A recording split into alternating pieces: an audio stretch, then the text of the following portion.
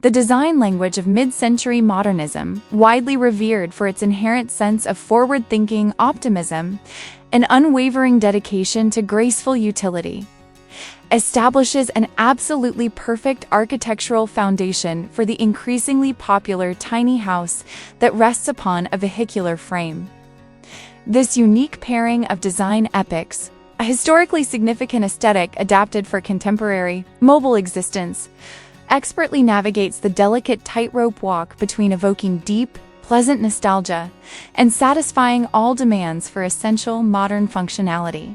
The core tenets of this style, originally forged in the climate of post-World War II innovation and the desire for widely accessible design, transition seamlessly into the core principles of deliberate minimalism and flexible itinerancy that define the current tiny house movement.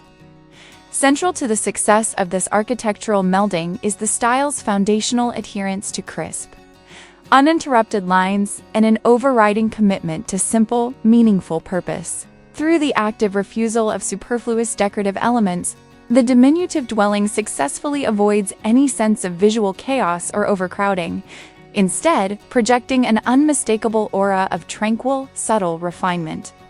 This intentional design austerity guarantees that the finished tiny home is not merely charmingly retro, but also profoundly addresses the 21st century requirements for resource efficiency, psychological openness, and a design schema that genuinely improves daily experiences, all while securely positioned on a transportable chassis that grants its owners an unmatched level of geographical liberty. A pivotal factor contributing to the triumphant integration of the mid-century tiny home into the modern lifestyle is its strategic management of construction materials and natural light, two elements deliberately manipulated to perceptually enlarge the habitat beyond its physical limitations.